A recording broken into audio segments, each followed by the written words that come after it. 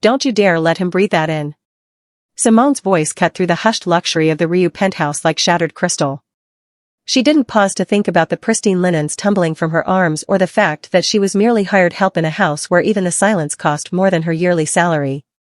Her sneakers shrieked against polished marble as she launched herself across the dining room, her hand connecting hard with the plastic device just as Ji-yoon guided it toward little Minho's trembling lips.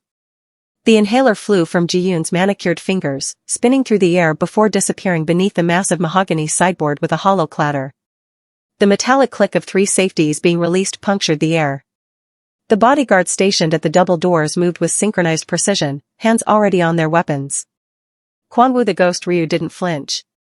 He sat motionless at the head of the table, a silver fork suspended halfway to his mouth, his obsidian eyes locking onto Simone with the kind of look that had buried empires. When he finally spoke, his voice was barely above a whisper, which somehow made it infinitely more terrifying. Simone.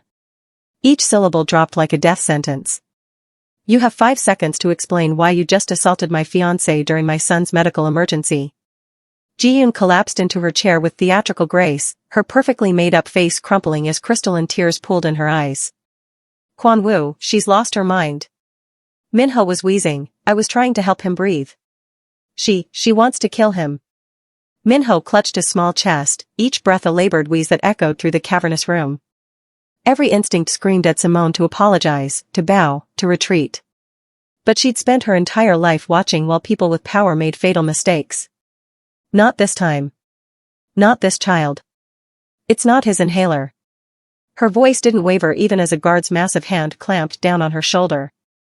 Minho's prescription is ProAir HFA, red cap, gray body. That thing she just tried to give him is a generic canister with a fake label. I watched you this morning, Ji-yoon. In the master bathroom. You had a razor blade, peeling the stickers off, replacing them. You thought the housekeeper scrubbing your tiles was invisible, didn't you? Simone thrust a trembling finger toward the floor where the inhaler had vanished. Check the serial number on the bottom of that canister, Mr. Ryu. If I'm wrong, throw me off your balcony, I won't fight it. But if I'm right? Her eyes cut to Ji-yoon's suddenly pale face. Then she just tried to trigger cardiac arrest by dosing your son with a stimulant he's deathly allergic to. The room held its breath. Kwanwoo's gaze moved with glacial precision from Simone to Ji-yoon, then down to the shadowed space beneath the sideboard. He raised one gloved hand. The guard stepped back immediately. Pick it up, he commanded.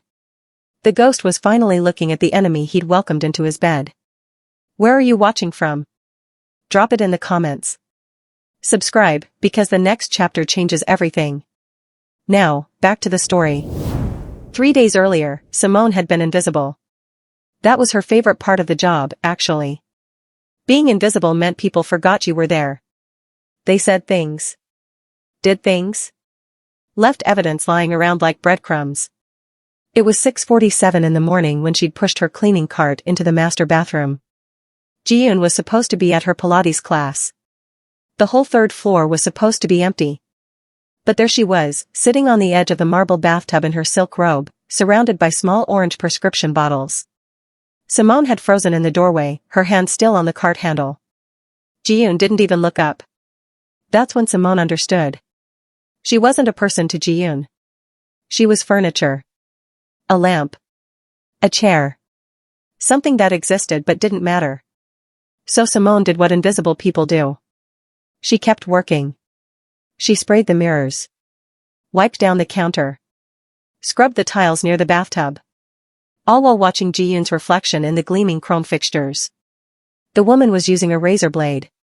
The thin kind that came in pink plastic safety covers.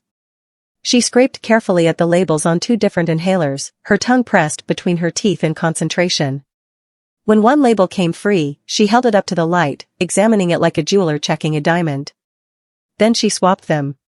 The red-capped inhaler got the label from the blue-capped one. The blue-capped inhaler got the red label. Ji-yoon's hands moved quickly, smoothing down the stickers with her thumbs until they looked perfect. Factory new. Simone's stomach had twisted into a cold knot. She'd worked for the Ryu family for 8 months. Long enough to know that Minho carried his inhaler everywhere. Long enough to memorize the panic in Mr. Ryu's voice the one time Minho couldn't find it before soccer practice. Long enough to understand that the little boy's asthma wasn't just serious, it was dangerous. Ji-yoon had stood up, dropped both inhalers into her robe pocket, and walked past Simone without a word. Her expensive perfume lingered in the air like poison. Simone had finished cleaning the bathroom in silence. But her hands shook as she emptied the trash can. Inside, buried under cotton balls and tissue paper, were the tiny pieces of destroyed labels. And one pink razor blade, still sticky with adhesive. She'd wanted to tell someone right then. But who would believe the housekeeper over the fiancé? Who would take her word over the word of a woman who wore diamonds to breakfast? So Simone had waited. Watched. Kept her eyes open. 3 days later, she'd gotten her answer. Sometimes being invisible was the only way to see the truth. The laboratory results came back in 40 minutes. The inhaler Ji-yoon had tried to give Minho contained albuterol sulfate mixed with ephedrine, a combination that would have sent the boy's already racing heart into overdrive. The doctor's report used words like potentially fatal and criminal negligence. Ji-yoon was gone before sunset. Her things, her people, her presence, erased from the penthouse like she'd never existed. Simone thought that would be the end of it. She'd go back to being invisible. Back to cleaning bathrooms and pretending she didn't exist. Instead, Mr. Ryu summoned her to his office. She'd never been inside before. The room was all dark wood and leather, with floor-to-ceiling windows overlooking the Seoul skyline. Kwon-woo sat behind a desk that looked like it cost more than her childhood home. "Sit," he said. Simone sat. Her hands twisted together in her lap. "I've been looking into your background." He slid a folder across the desk. Simone's heart stopped. Inside were copies of everything. Her expired visa. Her mother's medical bills back in Atlanta. Her brother's gambling debts. The collection notices that came in envelopes marked urgent and final warning. "How much?" Kwon-woo asked. "Excuse me? How much do you owe?" "Total." Simone's throat went dry. "I don't understand what this has to. My son is alive because you were paying attention when everyone else in this house was blind. Including me." His voice was flat, but something moved behind his eyes. Something that looked almost like shame. "You risked your life to save his. That debt cannot be repaid with money. But money is what I have." He pulled out a checkbook. Actual paper, not digital. His pen moved across it with quick, decisive strokes. $53,000, he said. "Your mother's hospital bills. Your brother's debts to the loan sharks in Busan. Your visa lawyer's fees. All of it." He tore the check free and set it on top of the folder.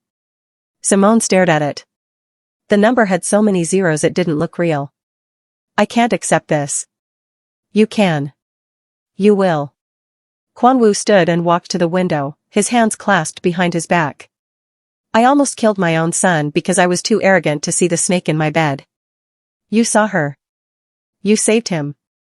This is not charity, Miss Reed. This is payment for a service rendered." Simone picked up the check with shaking hands.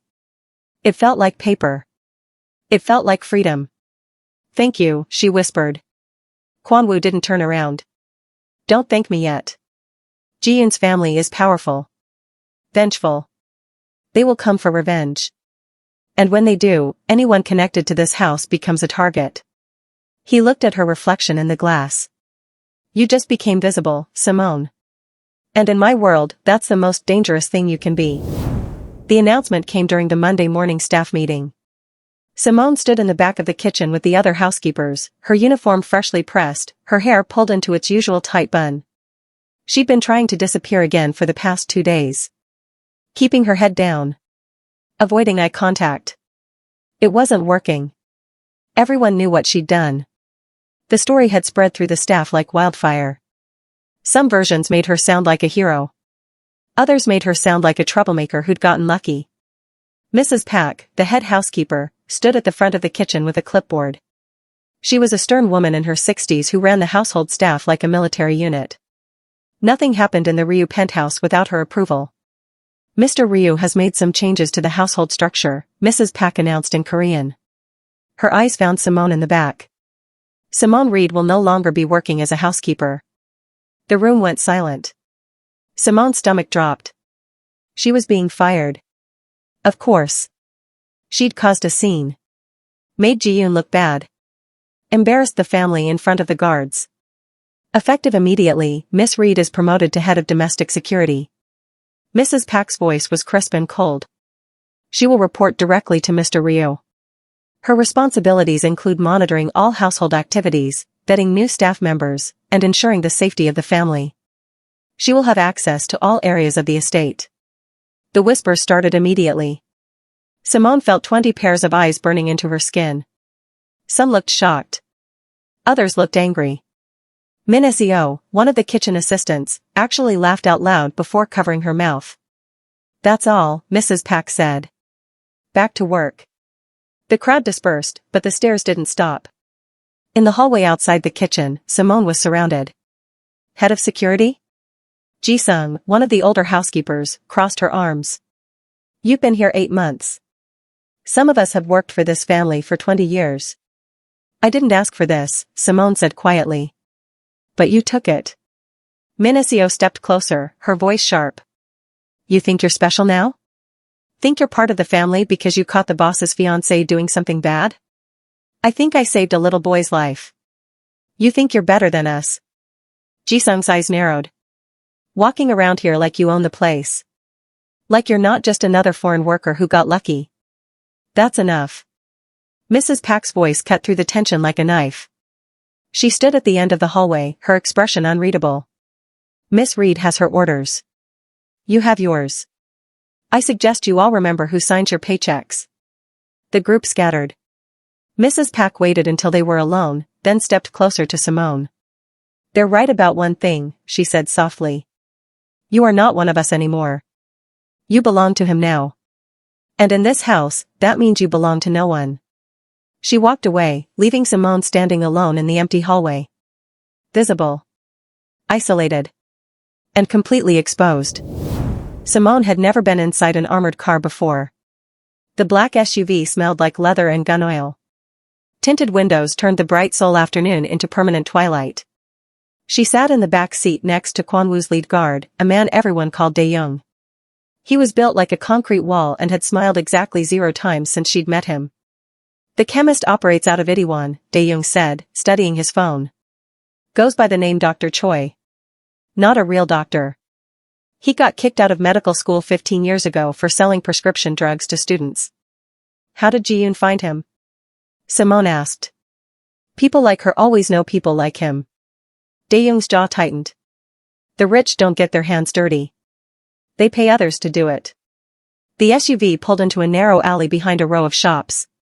Graffiti covered the walls. Trash bags were piled near overflowing dumpsters. This wasn't what the Seoul tourists saw in pictures. Dae-young got out first, his hand resting on something beneath his jacket. Simone followed, her heart hammering against her ribs. They climbed a rusty fire escape to the 3rd floor. Dae-young knocked on a metal door, 3 quick raps, then 2 slow ones. Some kind of code. The door opened a crack. A thin man with glasses peered out, his eyes darting between them nervously. We're closed, he said in Korean. Dae-young pushed the door open with one hand. The thin man stumbled backward. Dr. Choi, I presume. Dae-young stepped inside. Simone followed, her stomach churning. The apartment was a disaster. Tables covered with beakers and burners. Shelves packed with unmarked bottles. It looked like a chemistry classroom had exploded. I don't know what you want, but I run a legitimate business. Dae-young pulled out his phone and showed Dr. Choi a photo. Ji-yoon's face filled the screen. This woman. 3 weeks ago. She bought a custom inhaler mixture from you. Dr. Choi's face went pale. I don't know her. Wrong answer. Dae-young took a step forward. Wait. Dr. Choi backed against the wall, his hands raised. Okay, yes. She came here. Paid cash. Wanted something that looked like regular asthma medicine but would cause a heart problem. I told her it was dangerous. She said she didn't care. Did she say who it was for? Simone asked. Dr. Choi's eyes shifted to her. A child. She said it was for a child. His voice cracked. I should have refused. I should have, but she paid triple my usual rate. I needed the money. Simone felt sick. Dae-young pulled out a small recording device. Say that again. All of it. For the record. Dr. Choi talked for 20 minutes. Every detail. The measurements. The mixture.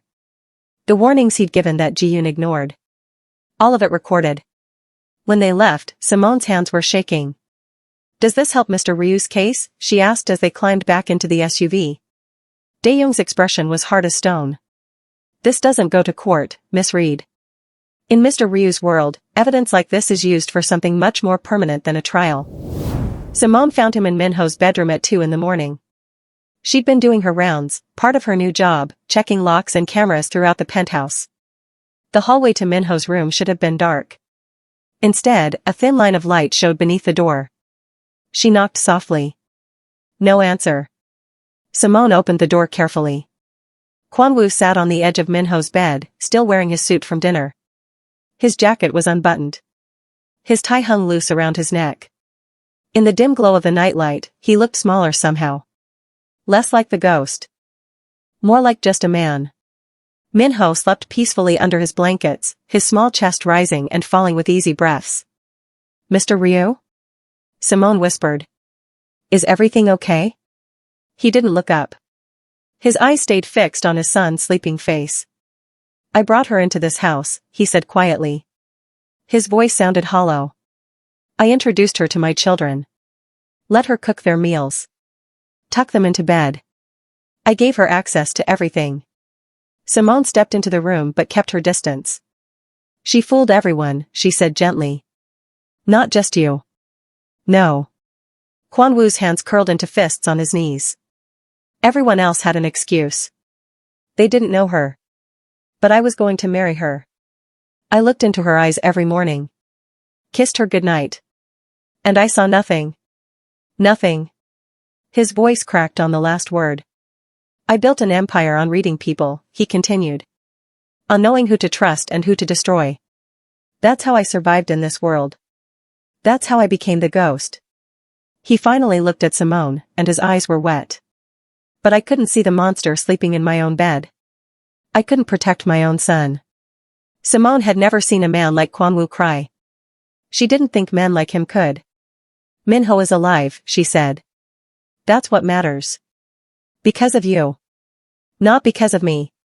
He looked back at his sleeping son. I was standing right there. Watching.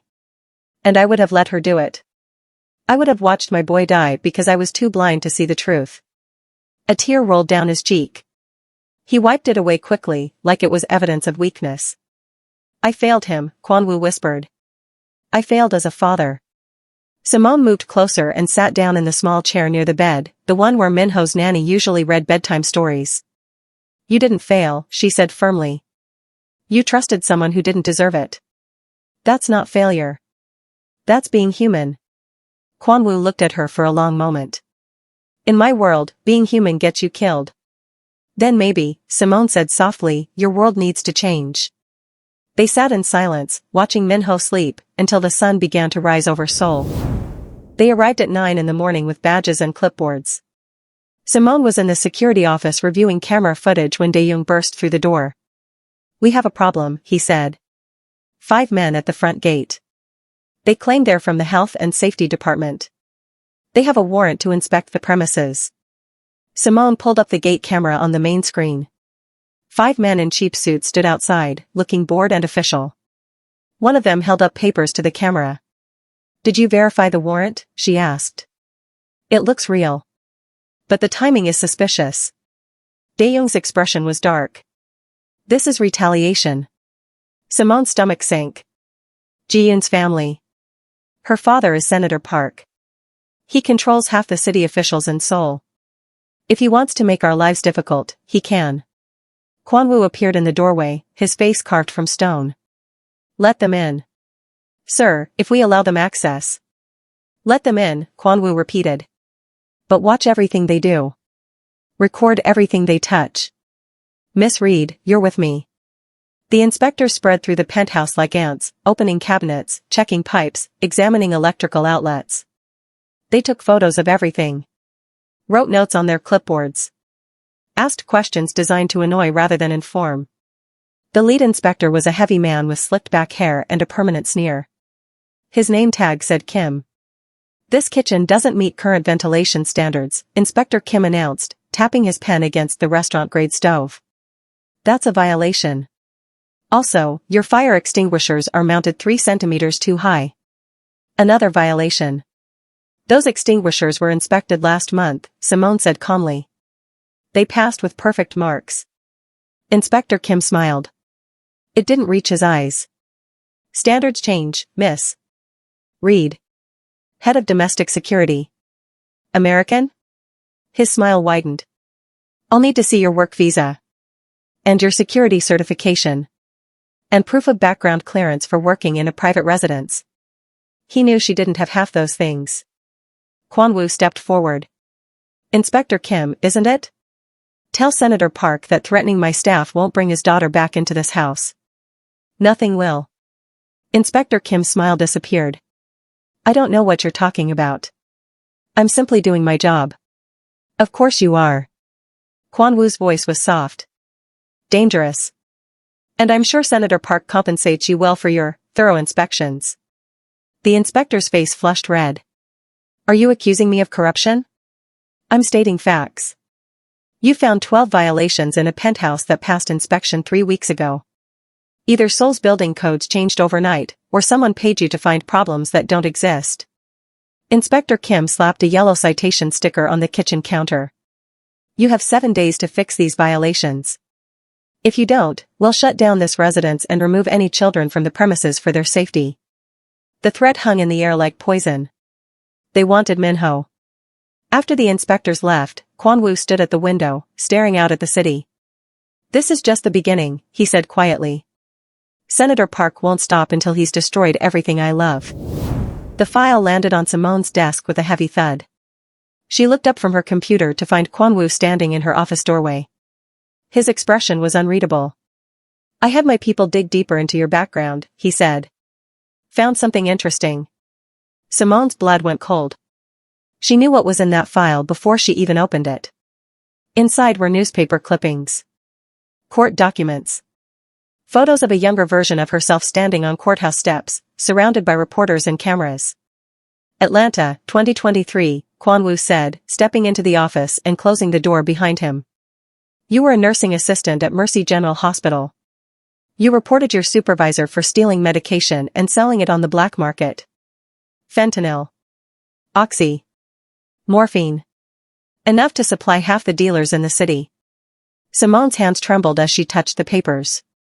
Your testimony put 6 people in prison, Kwon-woo continued. Including 2 doctors and the head of pharmacy. The hospital called you a hero. He paused. But the staff called you something else. A snitch. A traitor. Someone who couldn't mind her own business. They made my life impossible, Simone said quietly. Switched my shifts without telling me. Lost my time cards so I didn't get paid. Put me on the worst assignments. One of the doctors I testified against had a brother who worked security. He followed me home one night. Told me accidents happen to people who talk too much. She closed the file, unable to look at the photos anymore. I reported him. Filed complaints. Nothing happened. So I quit. Came to Korea because I thought I could start over somewhere nobody knew my name. She laughed bitterly. Guess I'm just bad at keeping my mouth shut. Kwon-woo sat down across from her. His expression had softened slightly. You weren't wrong to speak up. I know that. But knowing you're right doesn't pay the bills when nobody will hire you. Doesn't stop the threats. Doesn't make people stop looking at you like you're poison. Is that why you became a housekeeper? Someone with your medical training could have worked in a hospital here. Simone met his eyes. Hospitals do background checks. They call references. And every reference I had back home either wouldn't answer or told them I was trouble. Being a housekeeper meant I could be invisible again. Safe. Kwon-woo was quiet for a long moment. You saved lives by exposing those people, he finally said. Just like you saved Minho. You see corruption and you can't ignore it. Even when ignoring it would be easier. Safer. Is that a compliment or a criticism? It's an observation. He stood and walked to the door, then paused. Senator Park is powerful. Connected. If you want to leave before this gets worse, I'll arrange it. New identity. New country. Enough money to start over. Simone looked at the file on her desk. At the proof of everything she'd lost by telling the truth. I'm not running anymore, she said. Kwanwoo nodded slowly. Good. Because I need someone who doesn't run. The invitation was printed on cream-colored paper so thick it felt like fabric. The annual Seoul Children's Hospital Charity Gala. Black tie required. You want me to go to this? Simone stared at the invitation like it might bite her. I'm head of security. I should be here protecting the house while you're gone. Dae-young can handle the estate for one night. Kwanwoo adjusted his cufflinks, preparing for the evening ahead. Ji-yoon will be there. And more importantly, so will her contact, the person who's been feeding Senator Park information about our household operations. How do you know there's a contact? Because the inspectors knew too much. They knew which rooms to search. Which staff members to question. Someone inside this house is still loyal to Ji-yoon. His eyes hardened. I need you to identify them. Simone's stomach twisted. I don't know anything about fancy parties. I'll stick out like. You'll blend in perfectly. People at these events never really look at each other anyway. They're too busy being seen. He handed her a black card. There's a stylist waiting for you at the boutique downstairs. Get whatever you need. We leave at 7. 3 hours later, Simone barely recognized herself in the mirror. The dress was deep emerald green, fitted at the top and flowing at the bottom. It made her skin glow. Her hair, usually pulled back tight, fell in soft curls around her shoulders. The makeup artist had done something magical with her eyes. She looked like she belonged in Kwanwoo's world. The gala was held at the Grand Hyatt, in a ballroom that dripped with crystal chandeliers and gold trim. Women in designer gowns glided across marble floors. Men in tuxedos held champagne glasses and discussed business deals. Simone felt like an imposter. Stay close to me, Kwanwoo murmured as they entered. His hand rested lightly on her lower back. To everyone watching, they looked like a couple. Ji-yoon is near the bar. Don't stare directly at her. Simone spotted her across the room. Ji-yoon wore white, of course she did, and was laughing with a group of older women dripping in diamonds. She looked innocent. Harmless. Like she hadn't tried to murder a child 2 weeks ago. Who is she talking to? Simone asked quietly. Senator Park's wife. The woman in red is a judge. The blonde is married to the chief of police. Kwanwoo's jaw tightened. All of them are weapons Ji-yoon can aim at us. Then Simone saw it. A man in a server's uniform approached Ji-yoon's group with a tray of champagne. But instead of just serving drinks, he leaned in close to Ji-yoon and whispered something. She nodded slightly. The man disappeared back into the crowd. Did you see that? Simone whispered. I did. Kwanwoo's eyes tracked the server. Follow him. Carefully. Find out who he is. Simone slipped away from Kwanwoo's side, moving through the crowd like she used to move through hospital hallways, purposeful but invisible. The server headed toward the kitchen doors. She was about to follow when someone grabbed her arm. Well, Ji-yoon's voice was sweet as poison. The housekeeper cleans up nicely. Tell me, Simone, are you enjoying playing dress-up in my world? Simone pulled her arm free from Ji-yoon's grip. Your world? She kept her voice level. I thought you lost your invitation when you tried to kill a 6-year-old. Ji-yoon's smile froze. Around them, conversations continued, but a few heads had turned. Careful, Ji-yoon whispered. You're not in the penthouse anymore. Out here, you're nobody. And nobody can disappear very easily. Is that a threat? It's advice. From someone who actually belongs here. Ji-yoon's eyes traveled over Simone's dress with mock pity. Though I'll admit, Kwanwoo has good taste. That dress almost makes you look like you fit in. Almost. Before Simone could respond, a hand touched her shoulder. Kwanwoo appeared beside her, his presence instantly commanding attention. Ji-yoon, he said coldly. I thought restraining orders were clear enough, but apparently you need simpler instructions. Stay away from my people. Your people? Ji-yoon laughed. Is that what she is now? How sweet. Though I wonder what your business partners think about you bringing the help to formal events. Might send the wrong message about your standards. Something dangerous flashed in Kwan-woo's eyes. He stepped closer to Ji-yoon, his voice dropping to barely a whisper. My standards are why you're no longer welcome in my home. Or my life. Or anywhere near my family. He smiled, but it was the smile of a predator. Now walk away before I forget we're in public. Ji-yoon's face paled. She opened her mouth, closed it, then turned and disappeared into the crowd. Kwan-woo watched her go, then looked at Simone. Really looked at her. Are you all right? He asked. I'm fine. But the server, we need to follow him before. Dae-young is already on it. He saw the exchange too. Kwan-woo's eyes stayed on her face. I should have warned you she'd be confrontational. I can handle Ji-yoon. I know you can. That's not what surprises me. Then what does? Kwan-woo was quiet for a moment. The ballroom noise faded into background static as he studied her like he was seeing her for the first time.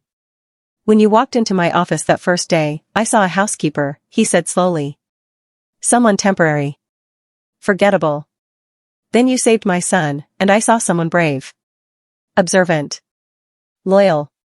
He paused. But tonight. Tonight what? Tonight I see what I should have seen from the beginning. His voice was softer now. You're not someone who needs silk dresses to be beautiful, Simone. You just needed someone to actually look. Simone's breath caught. No one had ever talked to her like that. Like she was something precious. Mr. Ryu. Kwan-woo, he corrected quietly. When we're alone like this, just Kwan-woo. Before she could respond, Dae-young appeared at his elbow, his expression urgent. Sir, we have a problem. The server, he's one of ours.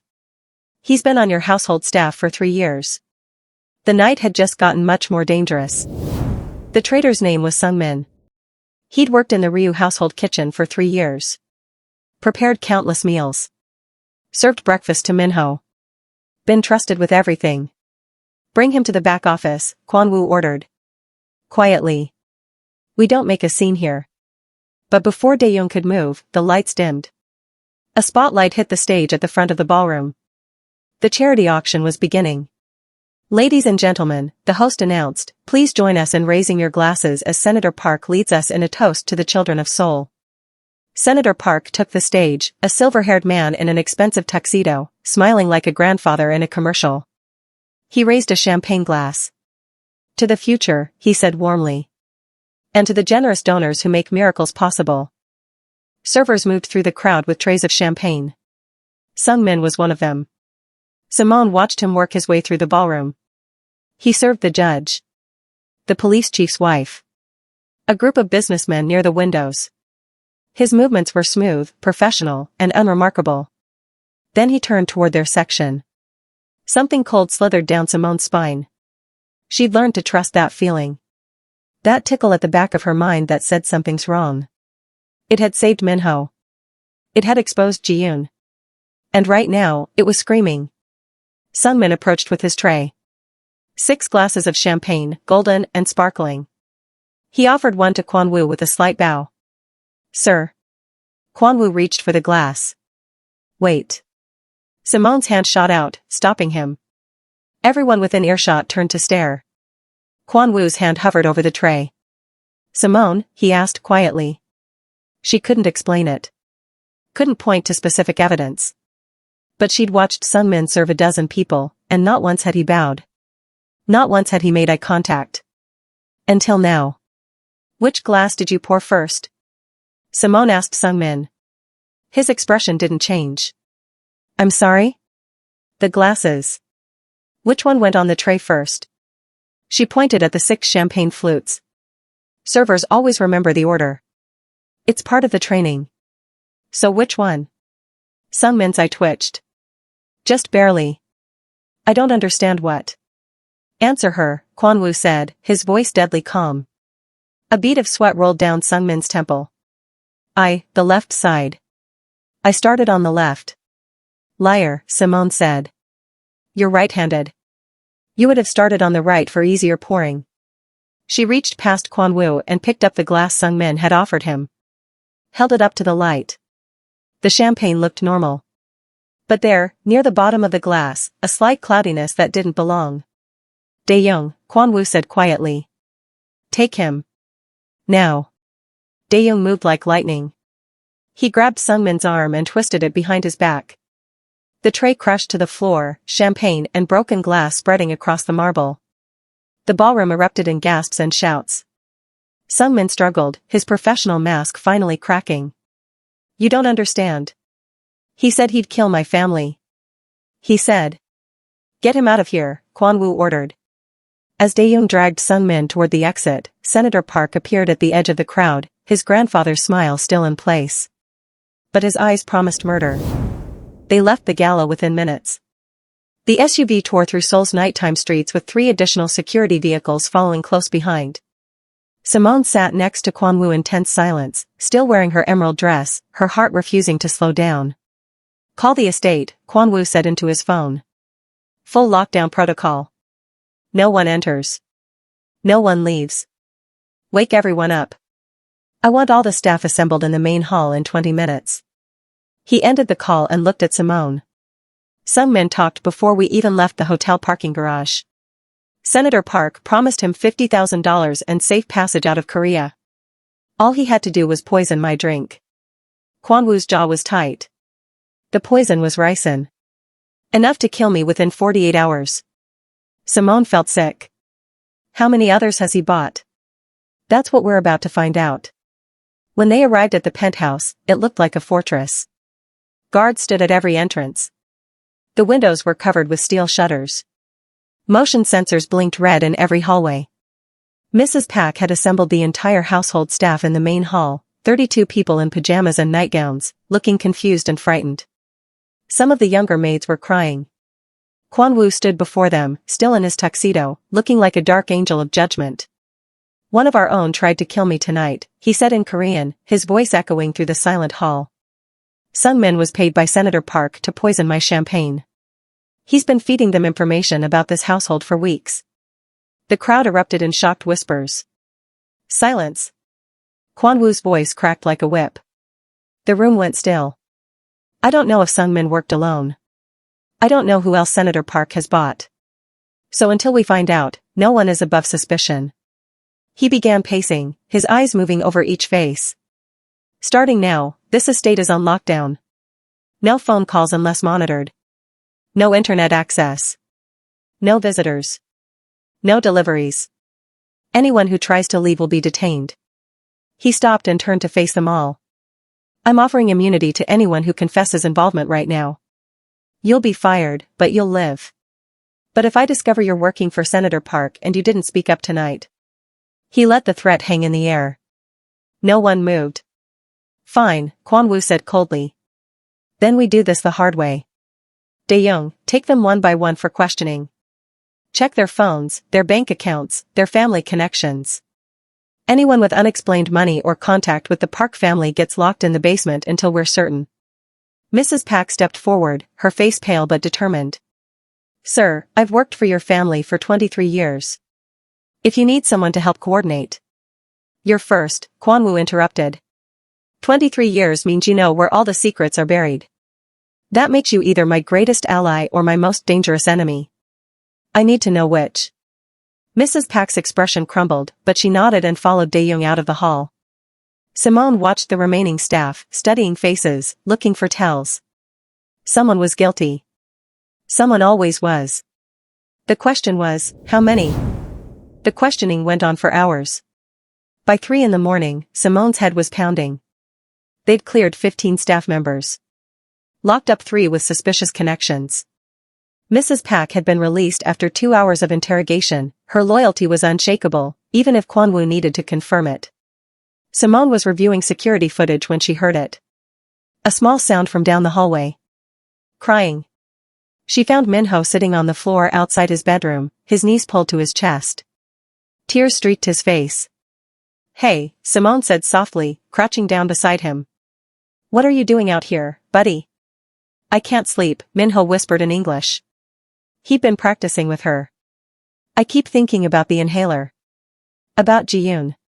What if there's someone else bad in the house? What if they try to hurt me again? Simone's heart broke. He was 6 years old. He should be worried about homework and cartoons, not assassination attempts. Can I tell you a secret? She asked. Minho nodded, wiping his nose with his sleeve. When I was a little girl, I was scared all the time too. My neighborhood wasn't safe. Bad things happened. And I used to lie in bed at night thinking about all the terrible things that could happen. She sat down next to him on the floor. Want to know what helped me? What? I learned that being scared means you're smart. It means your brain is working, trying to keep you safe. Fear isn't the enemy, Minho. Fear is your friend. It's what made you reach for your inhaler that morning. It's what keeps you alert. But I don't want to be scared all the time. You don't have to be. Because here's the other thing I learned, you don't have to be brave alone. She put her arm around his small shoulders. Your dad has guards. Cameras. Security systems. And you have me. I'm not going to let anyone hurt you. I promise. Minho leaned against her. You saved me. I did. And I'd do it again. 100 times. They sat in silence for a moment. Then Minho looked up at her with red-rimmed eyes. Will you stay with me until I fall asleep? Of course. Simone tucked Minho into bed and sat in the chair beside him. She started telling him a story, one she made up as she went, about a brave knight and a dragon who became friends instead of enemies. Minho's eyes grew heavy. His breathing slowed. Simone, he murmured, half asleep. Yeah? I wish you were my mom. The words hit her like a physical blow. She had to swallow hard before she could answer. Your mom loves you very much, she said gently. Wherever she is. She left when I was 3. I don't remember her. His eyes were closed now. But you're here. You stayed. By the time Simone looked up, Kwan-woo was standing in the doorway. He'd heard everything. Their eyes met across the darkened room, and something unspoken passed between them. Something that felt like the beginning of everything. Simone left Minho's room at dawn and headed straight to the security office. She hadn't slept, but her mind was sharp. Too sharp. The kind of sharpness that came from adrenaline and too much coffee. Kwan-woo was already there, reviewing files at his desk. He looked up when she entered. He's asleep, she said quietly. Thank you. For what you did. His expression softened. He doesn't open up to many people. He's a good kid. He deserves to feel safe. Kwan-woo nodded, then gestured to the monitors. We've cleared 23 staff members. 4 are still locked up pending further investigation. But something's bothering me. What?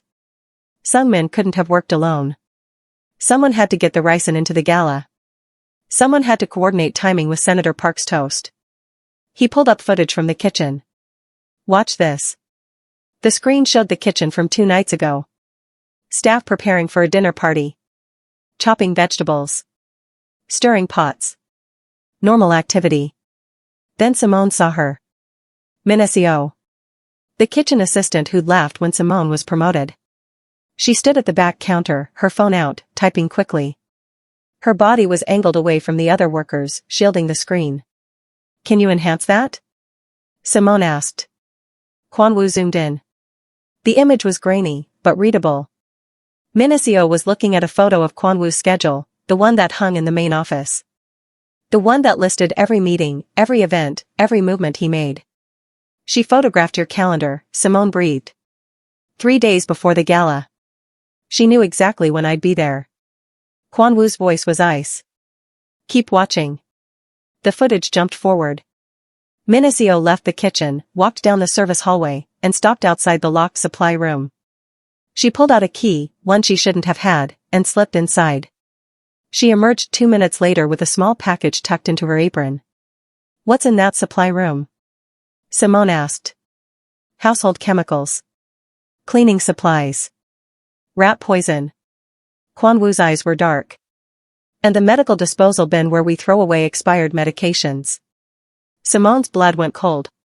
She gave Sungmin the ricin. She's been here 18 months. Vetted. Cleared. Her family has no connection to Senator Park that we could find.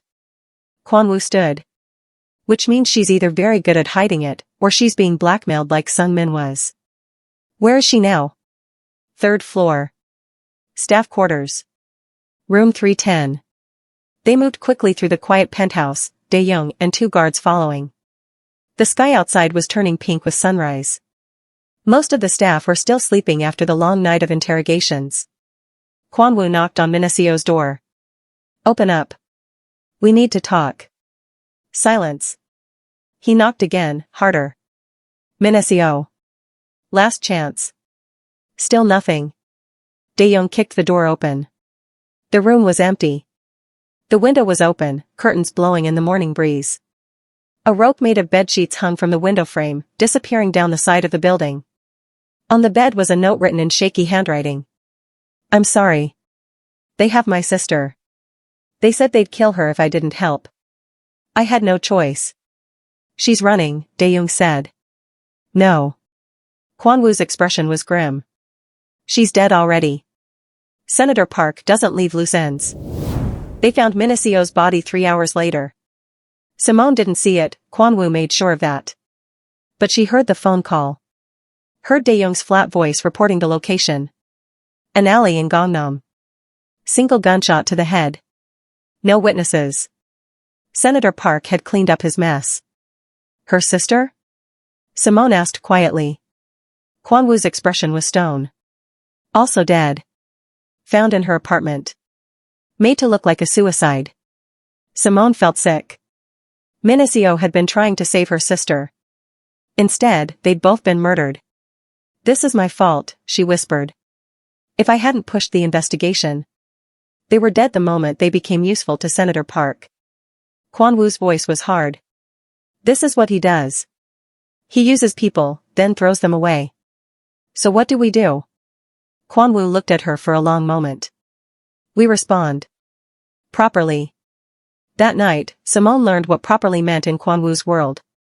She was reviewing security footage when Dae-young appeared at her office door. Mr. Ryu wants you in the basement, he said. His expression was carefully blank. He said you should see this. The basement wasn't really a basement. It was a concrete bunker beneath the penthouse, soundproofed and windowless. Simone had never been down there before. She wished she never had. 3 of Senator Park's men were tied to chairs. Their faces were bloody. One was crying. Another looked like he'd passed out. Kwon-woo stood in front of them, his shirt sleeves rolled up, his knuckles bruised and bleeding. He looked up when Simone entered. His expression was calm. Cold. Nothing like the man who'd sat beside his son's bed with tears in his eyes. These men killed Minaseo and her sister, Kwon-woo said evenly. They've confirmed that Senator Park gave the orders. They've also given us locations of 3 more people working for Park inside Seoul's government. The man in the middle chair sobbed. Please. I have kids. I was just following orders. So was the man who tried to kill my son. Kwon-woo's voice didn't change. Did Minaseo's sister beg before you shot her? Did you care that she had family? The man didn't answer. Kwon-woo turned to Simone. His eyes were empty. This is who I am, Simone. This is the side of me that Minho doesn't see. That you haven't seen. I'm not a good man. I'm the ghost. And ghosts don't forgive. He picked up something from the table. A knife. Simone's heart stopped. Kwon-woo. You should leave, he said quietly. You don't need to see this. She stood frozen. Every instinct screamed at her to run. To get out of this basement, this house, this life. But then she thought of Minho sleeping upstairs. Of the staff who depended on this household. Of Minaseo and her sister, murdered for trying to survive. What happens to them, she asked, her voice shaking. They give us everything they know. Then they disappear. Permanently. And if I can't accept that? Kwon-woo met her eyes. Then you leave. And I don't blame you. The choice was hers. Simone left the basement without watching what happened next. But she didn't leave the penthouse. Didn't pack her bags. Didn't run. She went to her room, sat on her bed, and made peace with the fact that she was choosing to stay in a world where justice looked different than it did in courtrooms and police stations. 2 days passed. Kwanwoo didn't mention the basement. Neither did she. The lockdown continued. New security protocols were implemented. Every staff member was revetted. The household began to feel normal again, or at least as normal as it could be while surrounded by armed guards. Then Wednesday came. Simone was reviewing the morning security reports when Dae-young burst into her office, his face ashen. Beom-soo is gone. The world tilted sideways. Beom-soo was Kwanwoo's older son, 12 years old, quiet and serious, always reading books. He attended a private academy across the city. His security detail was supposed to be airtight. What do you mean gone? Simone was already on her feet. His car was ambushed 3 blocks from the school.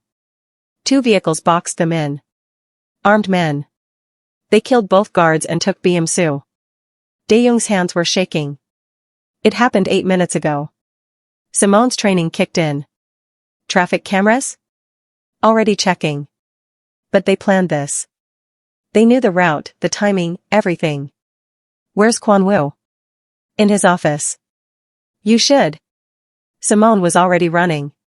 She found Kwanwoo standing at his window, staring out at Seoul. His phone was in his hand. His face was completely blank. Kwanwoo, she said softly. He held up his phone without turning around. On the screen was a photo. Beom-soo, tied to a chair, a gag in his mouth. His eyes were wide with terror, but he was alive. Below the photo was a message. You took my daughter's future. Now I take your son's. You have 24 hours to deliver 500 million won and a public confession that you falsely accused Ji-yoon. Otherwise, the boy dies. Senator Park. He has my son, Kwanwoo said. His voice was hollow. Empty. He has my boy and I can't, his voice cracked. I can't lose another child. I can't. Simone crossed the room and stood beside him. We're going to get him back. How? Park has him in a secure location. Probably his private estate outside the city. Cameras. Guards. Walls. Kwanwoo's hands were shaking. If I send my men in, they'll kill Beom-soo before we reach him. If I pay the ransom and confess, Park wins and my family is destroyed. If I do nothing. There's a fourth option, Simone said quietly. Kwanwoo looked at her. I go in, she continued. Alone. No guards. No guns. Just me. That's suicide. No. That's me being invisible again. Simone's mind was already working, planning, calculating. Park's men don't know my face. They're looking for armed soldiers, not a housekeeper. I can get in where your men can't. Simone. You said I see things other people miss. You said my invisibility is my greatest weapon. She met his eyes. Let me use it. Let me save your son. The senator's estate sat behind high walls 20 miles outside Seoul. Simone approached it at dusk, wearing a plain cleaning uniform with a fake ID badge pinned to her chest. Her hair was pulled back. No makeup. No jewelry. Just another invisible worker nobody would remember. Dae-young had given her an earpiece so small it was nearly invisible. We're 5 minutes out, his voice crackled in her ear. Kwanwoo's men are positioned around the perimeter. Say the word and we come in. Not yet, Simone whispered. I need to find Beom-soo first. She walked up to the service entrance and knocked. A guard opened the door, looking bored. Delivery, Simone said in Korean, holding up a bag from a popular restaurant. Senator Park ordered dinner. The guard checked his clipboard. Nobody told me about a delivery. Simone shrugged. Then I take it back and you explain to the senator why his food is cold. Your choice. The guard hesitated, then waved her through. Kitchen's down the hall. Leave it and go. Just like that, she was inside. The estate was massive. Marble floors. Expensive art. Armed guards stationed at every corner. Simone kept her head down, moving like she belonged there, her eyes scanning everything. She found the kitchen and set down the food. A cook barely glanced at her. Bathroom? Simone asked. The cook pointed down a hallway without looking up. Simone walked in that direction, then took a different turn. The earpiece crackled. Simone, what's your status? Looking, she breathed. She tried 3 doors. A closet. An office. A library. Then she heard it, a muffled sound from behind a door at the end of the hallway. She pressed her ear against the wood. Crying. A child crying. 2 guards stood outside. Simone's heart sank. She couldn't get past them without being seen. Unless. She pulled the fire alarm. The shrieking sound filled the estate instantly. The guards looked at each other, confused. One spoke into his radio. What's happening? Probable false alarm, a voice crackled back. Check it out.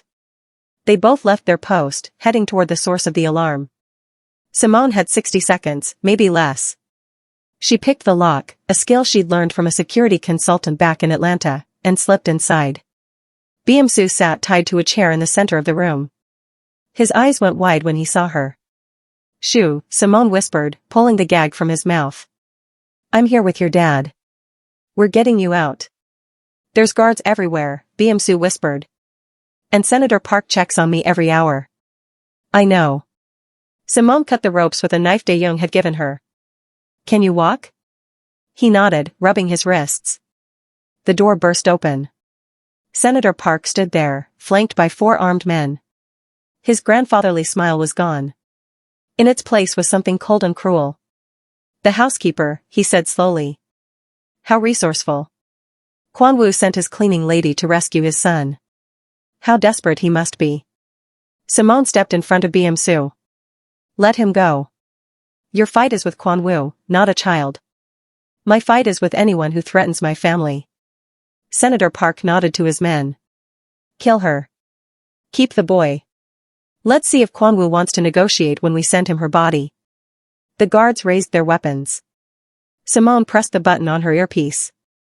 Now, she said. The windows exploded inward. Glass rained down like deadly snow as Kwan-woo's men rappelled through the openings, weapons drawn. De-young came through first, his gun already firing at the senator's guards. Simone grabbed Biamsu and dove behind a heavy desk as bullets tore through the air. Down. Stay down, she shouted, covering the boy's body with her own. The firefight lasted 30 seconds. When it ended, 3 of Senator Park's guards were on the floor. The 4th had his hands raised in surrender. Senator Park stood frozen, his face pale with shock and rage. Kwan-woo walked through the shattered window, stepping over broken glass without seeming to notice. His suit was immaculate. His expression was death itself. Dad. Biamsu scrambled out from behind the desk and ran to his father. Kwan-woo caught him, pulling him close. His eyes closed briefly, and Simone saw his chest heave with a single, shaking breath. Then he gently pushed Biamsu toward De-young. Take him to the car. Now. But Dad. Go. Kwan-woo's voice was firm but gentle. I'll be right behind you. De-young led Biamsu out. Simone started to follow, but Kwan-woo held up a hand. Stay, he said. I want you to see this. Senator Park straightened his jacket, trying to regain his composure. You just assaulted a government official in his own home, Ryu. I'll have you arrested. Your entire organization will be dismantled. You'll lose everything. No, Kwan-woo said quietly. You will. He pulled out his phone and played a video. Senator Park's face appeared on the screen, recorded during a meeting. His voice was clear, kill the housekeeper. Make it look like an accident. And if Ryu doesn't cooperate, kill the boy too. More videos followed. Bank transfers. Recorded conversations. Evidence of bribes, blackmail, and 3 murders Senator Park had ordered. I've been collecting this for 2 weeks, Kwan-woo said. Ever since you sent those fake inspectors. Every phone call you made. Every payment. Every threat. He put the phone away. By tomorrow morning, copies of this will be in the hands of every prosecutor, journalist, and political rival you have. Senator Park's face went gray. You're bluffing. I don't bluff. I end threats. Kwan-woo stepped closer. Here's your choice, Senator. Option 1, I release this evidence. You're arrested. Your family is disgraced. Ji-yoon loses everything. You spend the rest of your life in prison. And option 2? You disappear. Tonight. Take Ji-yoon and leave Korea. I don't care where you go. Japan. China. America. Just go. Kwon-woo's voice was ice. But if you ever come back. If you ever threaten my family again. If I even hear your name mentioned in connection with Seoul, he leaned in close. I won't send evidence to prosecutors. I'll send bodies to your doorstep. Starting with Ji-yoon. Senator Park's hands were shaking. You're threatening to kill my daughter. I'm promising to protect my sons. Choose. The room was silent except for the distant sound of sirens. Senator Park looked at the evidence. At Kwon-woo's face. At the armed men surrounding them. How long do I have? He whispered. Sunrise. After that, the evidence goes public. Kwon-woo turned and walked toward the door. Simone followed. Was that a bluff? She asked quietly. About killing Ji-yoon? Kwon-woo didn't answer. He didn't need to. Senator Park was on a plane to Singapore by dawn. The news broke at noon. Prominent senator resigns amid health concerns, relocates abroad for treatment. The official story was clean. Respectable. A lie everyone would pretend to believe. But in Seoul's underworld, the real story spread like wildfire. The ghost had won. Senator Park had been broken and exiled. Anyone who stood with him was finished. Simone watched the news from Kwon-woo's office. He sat at his desk, making phone calls, systematically cutting every connection between the Ryu family and Senator Park's network. Yes, the contract is terminated, he said into the phone. Effective immediately. Any business dealings you had with Park's associates are now void. If you have a problem with that, take it up with someone who cares. He ended the call and immediately made another. Simone had never seen him like this. Focused. Relentless. Ruthless. How many people are you cutting off? She asked. 43 so far. Business partners. Politicians. Suppliers. Anyone who profited from Park's corruption. He pulled up a list on his computer. Some of them didn't know what they were involved in. Those people get a warning. The others. His desk phone rang. He answered it, listened for 10 seconds, then smiled coldly. Good. Make sure everyone knows. He hung up. Park's import company just declared bankruptcy. His accounts have been frozen. The prosecutors I sent that evidence to are very interested in his financial records. I thought you gave him a deal. Leave and stay safe. I gave him a chance to run. I never said I wouldn't burn his empire to the ground after he left. Kwon-woo stood and walked to the window. He tried to kill my sons, Simone. Both of them. That doesn't get forgiven. That gets erased. The intercom buzzed. Sir, Mr. Kim is here. He says it's urgent. Send him in. A nervous man in an expensive suit entered, clutching a briefcase. Simone recognized him. Kim was one of Park's former business partners. Mr. Ryu, please, I had no idea what Park was planning. I swear I didn't know about the kidnapping or the... I know, Kwon-woo said calmly. Your name wasn't on the list of people who actively helped him. But you knew he was corrupt.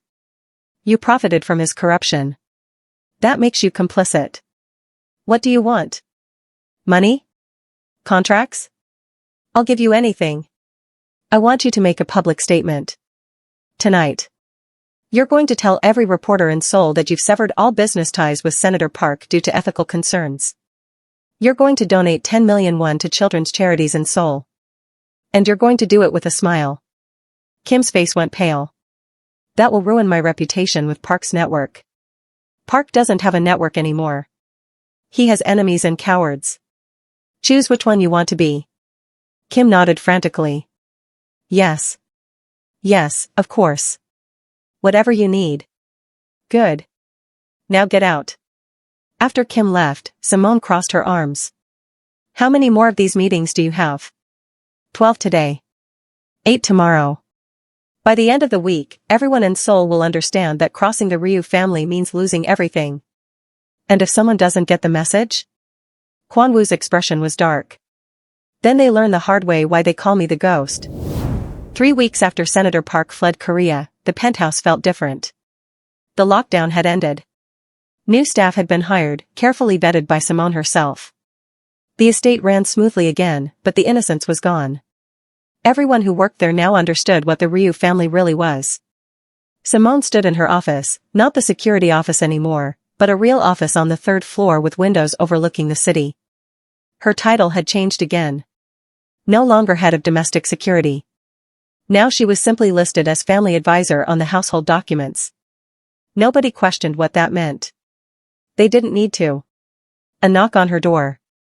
Minho peeked his head in, grinning. Simone. Dad says you have to come to dinner. He made Sue help him cook and it smells weird. She laughed. Weird how? Like burnt and spicy at the same time. That sounds exactly like your father's cooking. Tell him I'll be there in 5 minutes. Minho ran off, his footsteps echoing down the hallway. The nightmares had stopped 2 weeks ago. He was smiling again. Playing again. Being 6 years old again. That was worth everything. Simone changed out of her work clothes into something casual, jeans and a soft sweater. She didn't wear uniforms anymore. Didn't bow when Kwanwoo entered the room. Didn't call him Mr. Ryu unless they had guests. She walked into the dining room to find chaos. Sue was setting the table while trying not to laugh. Minho was climbing on chairs. And Kwanwoo stood at the stove, looking frustrated and slightly covered in sauce. I followed the recipe exactly, he said when he saw her. Did the recipe say to use the entire bottle of gochujang? It said to taste. And you have terrible taste. Simone walked over and took the spoon from his hand. She tasted the stew he'd made, then immediately reached for water. Okay, this is a crime against food. Step aside. I'm the head of this household. Not in the kitchen, you're not. She hip-checked him away from the stove and started adding ingredients to balance the heat. Boys, set another place. Your dad's eating plain rice tonight. Minho giggled. Sue actually smiled, something he rarely did. Kwanwoo watched her work, his expression soft. You're enjoying this too much. Someone has to keep your ego in check. She stirred the pot, tasted it again, then nodded. There. Now it won't kill anyone. They ate dinner together. Not as employer and employee. Not as crime boss and security advisor. Just as a family that had fought through fire and somehow come out whole. After the boys went to bed, Simone and Kwanwoo stood on the balcony overlooking Seoul. The city lights sparkled like stars. I never thanked you properly, Kwanwoo said quietly. For saving Sue. For staying when you could have run. For seeing me at my worst and not leaving. I didn't stay for you, Simone said. I stayed for them. For Minho and Sue. I know. He moved closer. But you're still here. Even now, when the danger is over. Why? Simone looked at him. Really looked at him. The ghost. The monster. The father who cried at his son's bedside. Because somewhere between being invisible and being seen, I found a home, she said softly. And I'm not giving that up. Kwanwoo reached for her hand. His touch was gentle. Careful. Like he was holding something precious. Then stay, he whispered. Not as the housekeeper. Not as the advisor. Stay as the woman who saved my family. The woman he stopped, searching for words. The woman you what? He pulled her closer, his forehead resting against hers. The woman I can't imagine living without. Simone's breath caught. In the distance, Seoul hummed with life. But here, in this moment, there was only silence and truth. Then I guess I'm not going anywhere, she whispered. When he kissed her, it felt like coming home. Behind them, through the glass doors, Minho peeked around the corner and grinned. He'd told his dad weeks ago that Simone should stay forever. Finally, his dad had listened. Simone saved the family, but she had to step into a world of blood to do it. Did she make the right choice by staying with the ghost, or should she have taken the money and run? Let me know in the comments, is she a hero, or just the Mafia's newest weapon?